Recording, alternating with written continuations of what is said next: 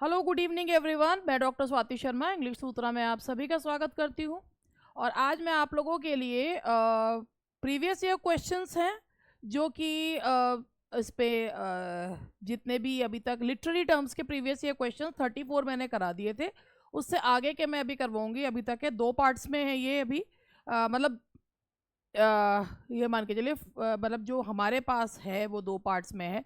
78 questions हमारे पास हैं, तो अभी मैं इसके 78 पूरे कराऊंगी, फिर बाकी के हैं। तो ये प्रीवियस ईयर क्वेश्चंस हैं लिटरेरी टर्म्स के जो मैं आपको करवाऊंगी। बहुत इंपॉर्टेंट क्वेश्चंस रहते हैं और ये आपकी एक तरीके से हेल्प करते हैं। ये सभी एग्जाम्स में काम आते हैं, बेसिकली यूपी टीजीटी के लिए तो है ही। यूपी टीजीटी का जो 2022 का फॉर्म भरा गया था, फिर मैं दोबारा से आप लोगों से एक बात ये कह रही हूँ, डोंट गेट कन्फ्यूज। अभी कुछ दिन पहले मेरे पास एक पुराने स्टूडेंट का फ़ोन आया और वो कहती है कि मैम 2022 में कोई क्या एक नया जो है वो सिलेबस जो है उसके पेपर में आएगा।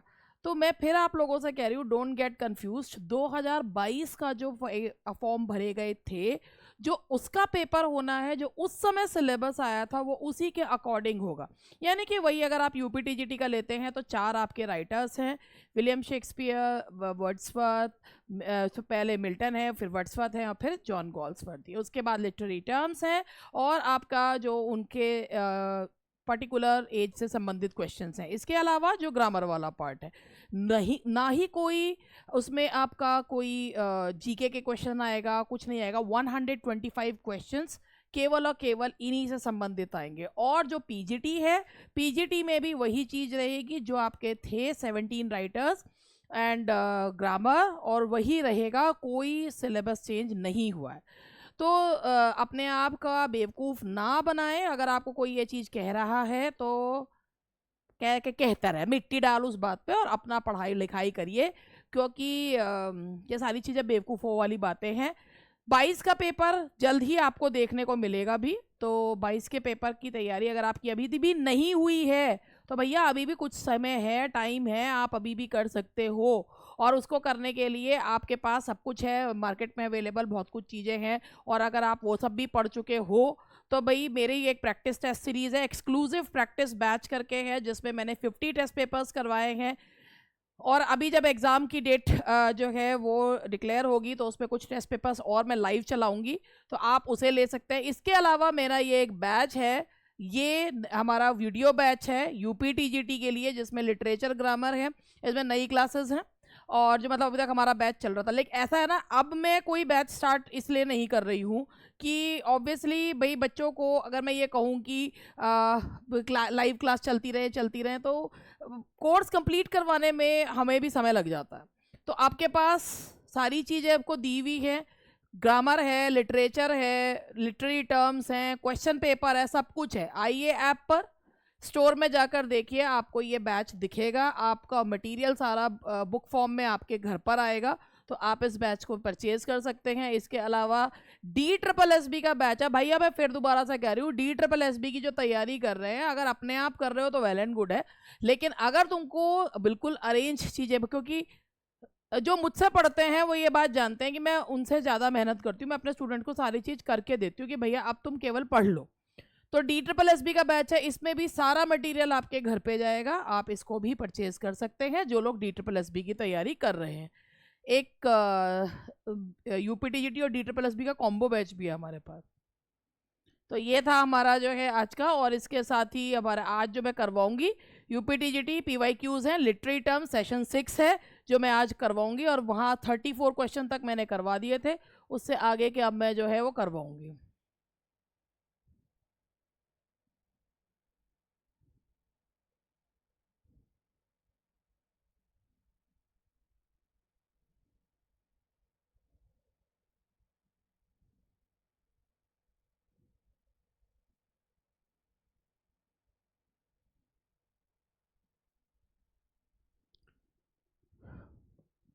तो क्वेश्चन थे मैंने 34 तक करा दिए थे, आज मुझे 35 से करवाने हैं। तो आप लोगों की स्क्रीन पे दिख रहा होगा, इससे पहले का एक पार्ट मैं करा चुकी हूँ, वो था 4th। तो जो मेरा सेशन चल रहा है 4th सेशन था वो। An Alexandrine is a words line, an iambic hexameter, an iambic pentameter, a dactylic tetrameter, trochaic hexameter. तो सबसे पहले ये समझिए कि आयम्बिक हेक्सामीटर होता क्या है। देखो भाई, Alexandrine is a verse line of, Alexandrine का मतलब क्या होता है, एलेक्जेंड्रीन का मतलब होता है 12 सिलेबल्स की लाइन, 12 सिलेबल्स की लाइन को 6 फीट, यानी कि 6 फीट की लाइन को एलेक्जेंड्रीन कहा जाता है।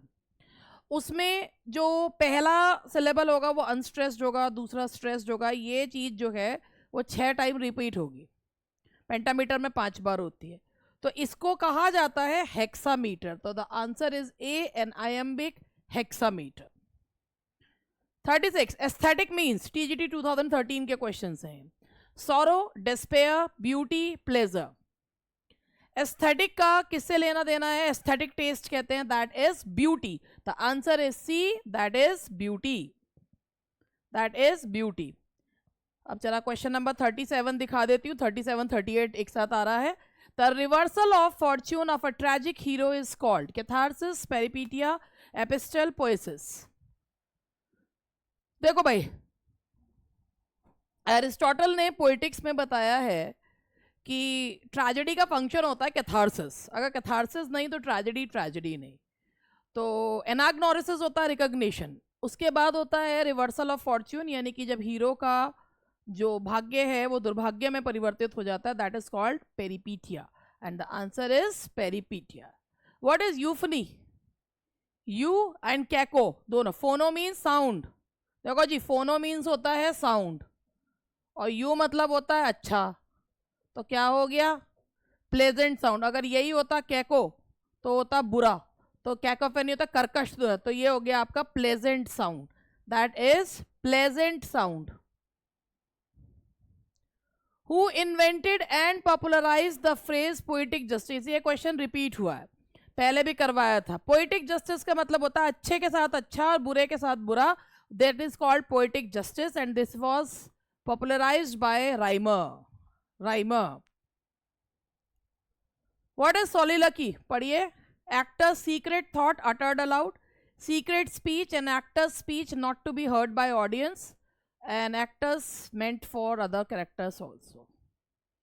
देखो भाई, सोलिलकी जो बोली जाती है, an actor's speech thought secret thought uttered aloud, कि एक एक्टर सोलिलकी बोलता है, वो फेलो एक्टर्स के लिए नहीं होती है, जो ऑडियंस होती है उस तक अपने विचार पहुंचाने के लिए होती है। तो an actor's secret thought uttered aloud, the answer is A. What could be the tragic flaw in Hamlet, Hamlet की स्पेलिंग HAM होती है, ट्रैजिक फ्लॉ हैमलेट में क्या है। भाई साहब, ये क्वेश्चन जो है, इतने बावले हैं कुछ बच्चे हमारे, मेरे खुद के स्टूडेंट में, मैडम इडीपस कॉम्प्लेक्स, भाई इडीपस कॉम्प्लेक्स बहुत बाद में फ्रायड ने उसको वो जो दिया था वो बाद में आया है। जब एक ट्रैजिक फ्लॉ जो है ना, ये ट्रैजिक फ्लॉ शेक्सपियरियन हीरोज में हुआ करता था, जिसकी वजह से उनका डाउनफॉल होता था। जब हैमलेट को शेक्सपियर ने डिजाइन किया तो उनके अंदर उन्होंने इडीपस कॉम्प्लेक्स नहीं डाला था, उनका था नोबल, नोबल बहुत अच्छा था, वो बहुत नोबल इन एक्शन, कि वो सही समय पर त्वरित निर्णय नहीं ले पाता था। तो इसका जो सही आंसर है that is Nobel in action. ये और ट्रैजिक फ्लॉ और जो हेमर्शिया होता है that is all together different, उनको सिनोनिमस बनाया जाता है, मगर हेमर्शिया का मतलब था मिसिंग द मार्क, ठीक है, एरर इन जजमेंट। और ये होता है कि एक ट्रैजिक फ्लॉ होता है, जो AC ब्रेडले ने इसको फेमस बनाया कि भाई a hero is born with some tragic flaw, that is why he is tend to fall, तो उसको जो है वो ट्रैजिक फ्लॉ कहा जाता है। तो ये नोबल है, इसमें इडीपस कॉम्प्लेक्स नहीं है, वो तो बाद में आया है जब साइकोलॉजिकल पॉइंट ऑफ व्यू से पढ़ते हैं। अ लिरिक इज, कौन सा इसमें ऑप्शन करेक्ट है, a long poem written in the form of an address, वो ओड होता है। A poem in written in praise of God, वो हिम होता है। A short poem in which the poet expresses his और intense personal feelings, यही होता है, जिसमें एक छोटी सी पोएम जिसमें अपना जो है, जो पोएट होता है अपने विचारों को, पर्सनल विचारों को बताता है। Simplicity, sweet music and melody are remarkable features of simplicity, sweet music and melody, ballad, that is ballad.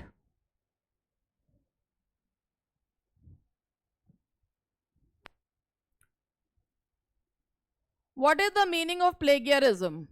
Poetic bankruptcy, literary theft, writing crisis, reading problem. Plagiarism का मतलब मैंने आपको बताया था, जिसके लिए शेक्सपियर के ऊपर भी आरोप लगाया गया था, उनको जोहानस फैक्टोटम कहा गया था ग्रीन के द्वारा, तो वो है that is literary theft. Literary theft.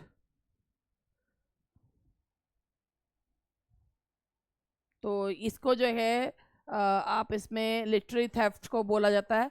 A sonnet consist 14 lines, 18 lines, 20 lines, 12 lines.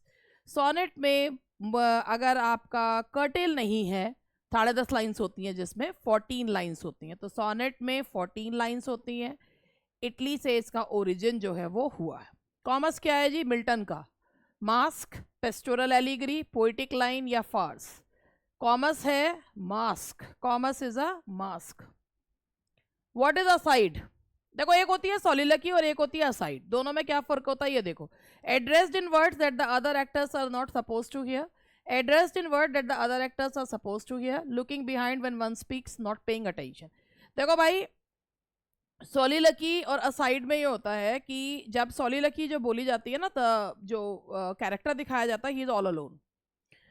वो अकेला होता है और वो अपने विचारों को, स्टेज पर भी वो अकेला दिखाया जाता है. तो सॉलिटरी जो है वो अपने डायलॉग को बोल रहा है, and that is meant for the audience. और जो असाइड होता है ना, वो और भी जो लोग होते हैं खड़े होते हैं, मगर वो चुपके से कोने में जाके बोलता है और दूसरे एक्टर्स ऐसा प्रिटेंड करते हैं as if they are not listening to it. तो वो असाइड होती है. तो कुछ बात बोली जाती है, मगर जो अदर एक्टर्स हैं वो ऐसा प्रिटेंड करते हैं जैसे उन्होंने नहीं सुना, तो अदर एक्टर्स के लिए नहीं होता. तो दैट इज ए. डायर्ज क्या होता है? Song of wedding, song of pleasure, song of grief, song of unfulfilled Dzire. देखो भैया, दो वर्ड्स होते हैं, एक होता है एलिजी और एक होता है डायर्ज. एलिजी जो होती है वो फॉर्मल होती है, डायर्ज इनफॉर्मल होता है. और डायर्ज जो होता है वो विलाप सॉन्ग को बोलते हैं, लेकिन डायर्ज में क्या होता है, एक ही फीलिंग थ्रू आउट चलती है. एलिजी में क्या होता है कि शुरुआत नेगेटिव होती है, मगर अंत जो होता है वो ऑप्टिमिस्टिक होता है. तो that is a song of grief. How many parts are there in the prelude? Prelude जो कि वर्ड्सवर्थ की रचना है, और उसमें है 12, 13, 14 है, 14 बुक्स हैं उसमें. Name the figure of speech in the following lines. The more haste the less speed. जितना तेज जल्दी करोगे, द लेस स्पीड, स्पीड है ये, द लेस स्पीड, उतना ही कम जो है स्पीड होगी. जितनी जल्दी करोगे उतनी कम स्पीड होगी. And that is epigram. That is epigram है. वैसे तो ये एंटीथीसिस भी हो सकता था, मगर वो दिया नहीं है, तो एपीग्राम में मोस्टली ये ही होता है. तो ये एपीग्राम है, कहावत है, दैट इज एपीग्राम. हाँ, इसमें पैराडॉक्स भी हो सकता था. बेसिकली जो एपीग्राम्स होते हैं वो पैराडॉक्स ही होते हैं. पैराडॉक्स का मतलब होता है कि एक ऐसी सच्चाई बताई जाती है जो ऊपरी तौर से देखने पर विरोधाभासी लगती है. तो ये एपीग्राम है. What is the rhyme scheme of Petrarchan sonnet? Petrarchan sonnet basically love sonnets हुआ करते थे, जो ऑक्टेव और सेस्टेट में बटे रहते थे. पहली 8 लाइन ऑक्टेव, नीचे की 6 line sestet. A B B A, C D E, C D. और वो जो ऑक्टेव होता था वो क्वाट्रेन में, और जो सेस्टेट होता था वो टर्सेट में बढ़ जाता था. 3 लाइन का स्टैंजा टर्सेट, 4 लाइन का स्टैंजा क्वाट्रेन में. तो A B B A, C D E, and that is Petrarchan sonnet की राइम स्कीम है. A B C D E F G जो होती है वो A B C D E F G, that is Shakespearean sonnet. A story in verse or prose with a double meaning is popularly known as satire, irony, allegory या fable. जब कभी भी कोई कहानी सुनाई जाती है जिसका जो सरफेस मीनिंग होता है वो अलग होता है, लेकिन जो उसका अंडरनीथ मीनिंग होता है वो डिफरेंट होता है. जैसे जॉर्ज ऑरवेल का है एनिमल्स फार्म, या आप बनियन की पिलग्रिम्स प्रोग्रेस है, तो ये एलिगरी कहलाती है. They are known as allegory.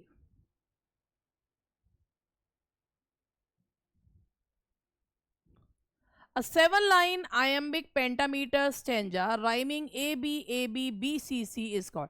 देखो जी 7 लाइन का जो स्टेंजा होता है, 7 लाइन का स्टेंजा जो होता है that is called rhyme royal. ये 7 लाइन का स्टेंजा जो है ये इन्वेंट करा गया था चौसर के द्वारा, मगर इसको जेम्स फर्स्ट के द्वारा किंग स्क्वायर में यूज करने की वजह से इसका नाम हो गया rhyme royal. Which of the following statements is not correct about autobiography? देखिए जी पढ़ लीजिए। An autobiography can never be a connected narrative, इसमें से बताना ये है कि कौन सा करेक्ट नहीं है। An autobiography can never be a connected narrative. An autobiography is the story of a person's life as written by the person. Memoirs deal at least in part with public events and noted personages other than the author. An autobiography is a record of author's life. Simulated autobiography is a device often used in the novel.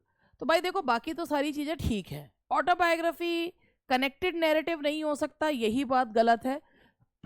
इंसान जो है अपनी जीवन में घटी हुई घटनाओं को एक कनेक्टेड फॉर्म में भी लिख सकता है, तो इसलिए इसका आंसर है दैट इज। ऑटोबायोग्राफी होती क्या है? ऑटोबायोग्राफी का मतलब होता है एक व्यक्ति जब अपनी ज़िंदगी के बारे में लिखता है और उसमें वो नैरेटिव्स कनेक्टेड भी हो सकते हैं, और जो ऑटोबायोग्राफी होती है वो बहुत ज़्यादा सब्जेक्टिव होती है और उसमें वो कभी कंप्लीट नहीं होती, क्योंकि जितने समय तक इंसान जीवित रहता है तभी तक की लिख सकता है, तो वो कभी भी कंप्लीट नहीं होती है। और जो ऑटोबायोग्राफी का एक ये है कि जो सिमुलेटेड होती हैं, यानी कि कई सारे जो नॉवेल्स होते हैं वो ऑटोबायोग्राफिकल होते हैं जिसमें वो अपना पार्ट लाइफ जो है वो उसमें दिखाते हैं, तो कनेक्टेड नैरेटिव ना हो कभी हो ही नहीं सकता, वो एक इनकरेक्ट है। Out of the given alternatives, fill in the gaps in the following sentence. Dash is a connected narrative of the author's life with some stress on introspection. कि एक कनेक्टेड नैरेटिव होता है, कहानी एक से दूसरी, दूसरी से तीसरी घटना होती है और जिसमें हम अपने आप को इंट्रोस्पेक्ट करते हैं, यानी कि जो अपना आत्मचिंतन करते हैं, तो वो किस में होगा? दैट इज ऑटोबायोग्राफी, क्योंकि बायोग्राफी में आत्मचिंतन नहीं हो सकता। The answer is autobiography. Which of the following is a pastoral elegy? हाँ जी देखिए, elegy written in a country churchyard, in memoriam, Lycidas, Duino elegy. देखो जी elegy written in a country churchyard pastoral नहीं है, वो एक जनरल एलिजी है। इन मेमोरियम एक पर्सनल एलिजी है। लिसिडस जो है that is a pastoral elegy. Pastoral elegy का मतलब ही होता है कि जब पोएट एक शेफर्ड के रूप में साथी शेफर्ड के ऊपर विलाप करता, इसीलिए लिसिडस जो है that is a pastoral elegy. A factual account of a person's life examining all available information and text relevant to the subject is called। जब हम किसी व्यक्ति के ऊपर बिना पर्सनल व्यूज रखे किसी व्यक्ति के जिंदगी के बारे में लिखते हैं, जो इंफॉर्मेशन हमारे पास होती है उसे क्या कहते हैं? That is called biography, autobiography, memoir या एलिजी। किसी व्यक्ति की लाइफ को फैक्ट्स इंफॉर्मेशन से पे आधारित उसकी जीवनी लिखना, that is biography. The answer is biography. ठीक है जी। Which of the following statements about lyric form of poetry is not true? A lyric contains 14 lines, it expresses the feelings of a single speaker. The Greeks identified the lyric as a song rendered to the accompaniment of a lyre. A lyric poem may be a brief expression of a mood. तो सबसे पहला ही point गलत है, क्योंकि lyric में 14 lines नहीं होती हैं, वो सोनेट की होती हैं। The answer is A.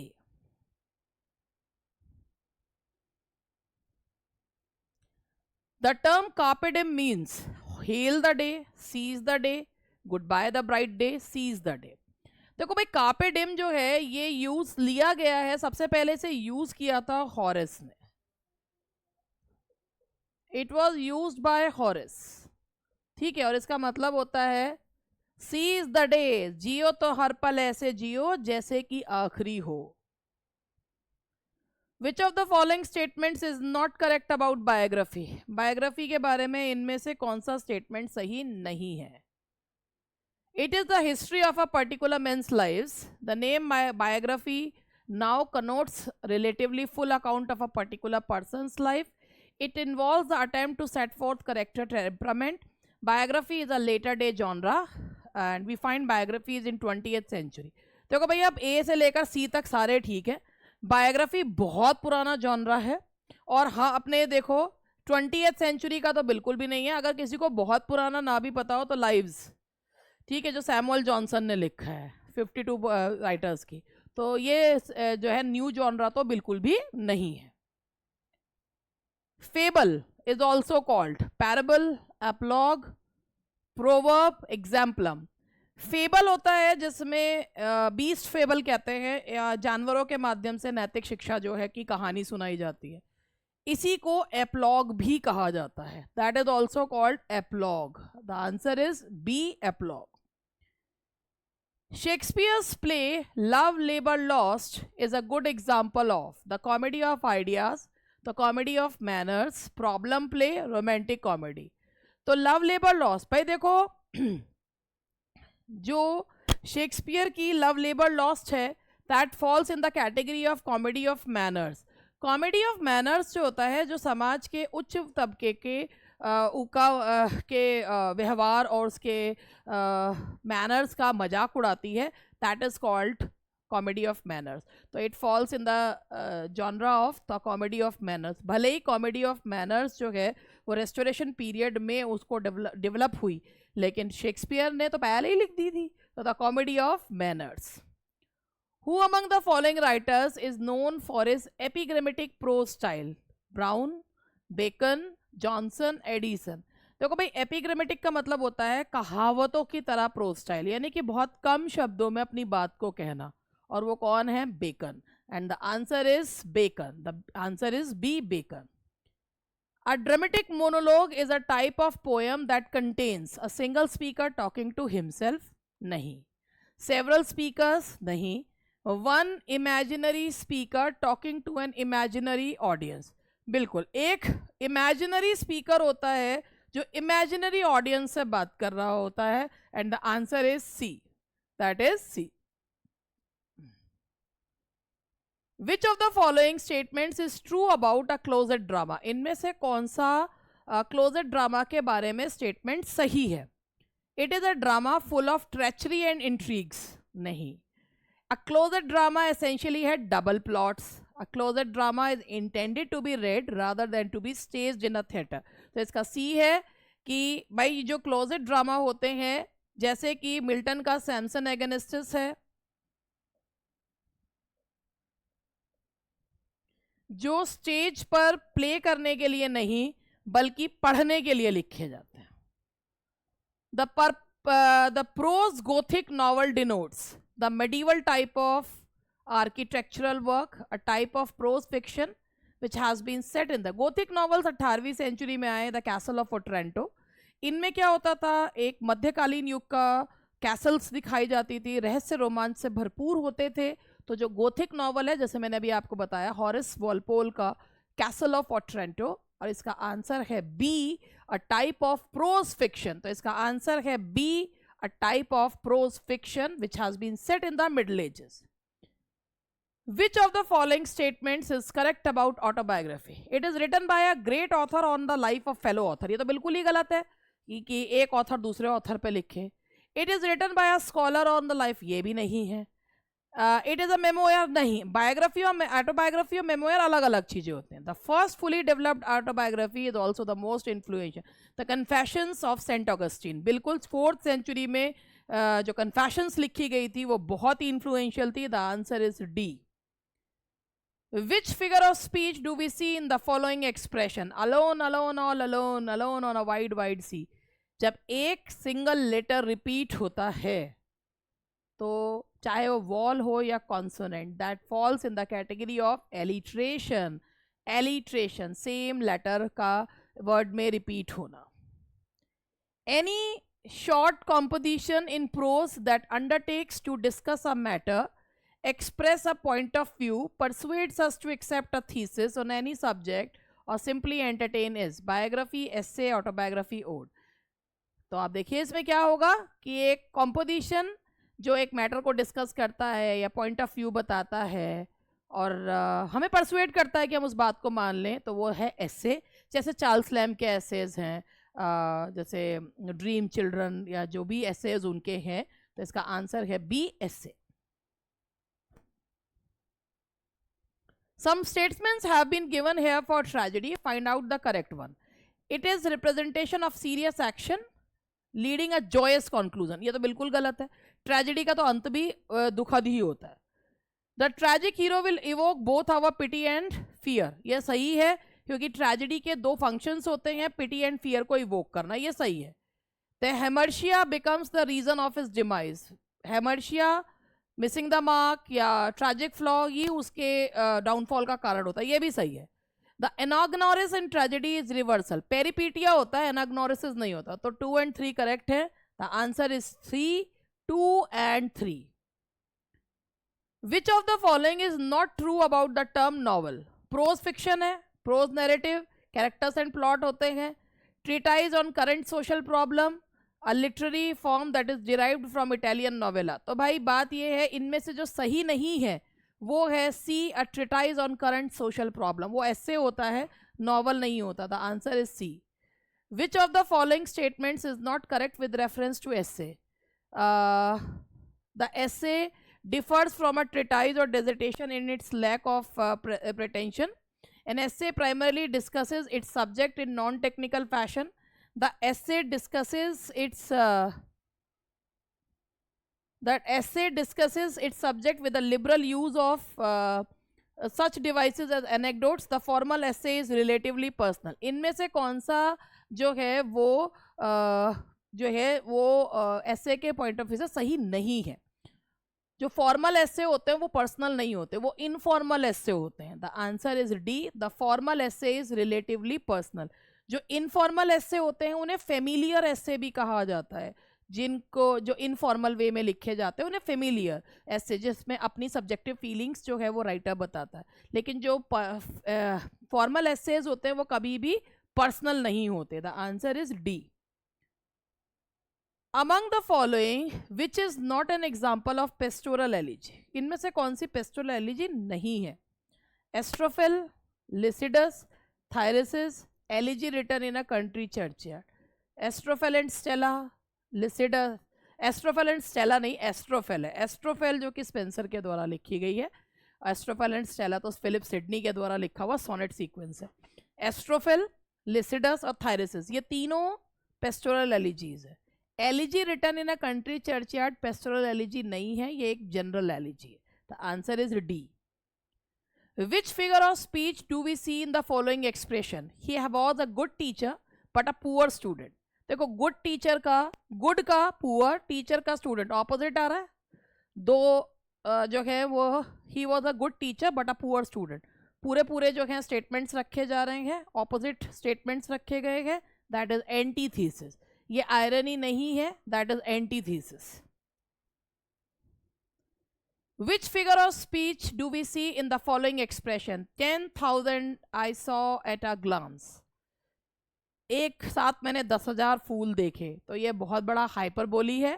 That is B, hyperbole, यानी कि बढ़ा चढ़ा के बात को कहना. विच of the following statements is correct about memoir?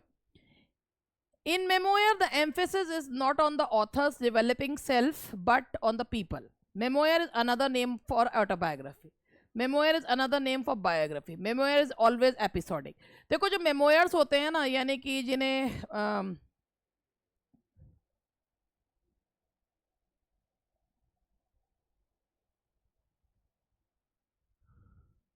memoir जो होते हैं, जो व्यक्ति के मतलब जो आप जिनसे मिले होते हैं उनके ऊपर लिखे जाते हैं, उनमें आप पर्सनली इन्वॉल्व नहीं होते हैं. तो मेमोयर का जो सही है, करेक्ट है, दैट इज ए.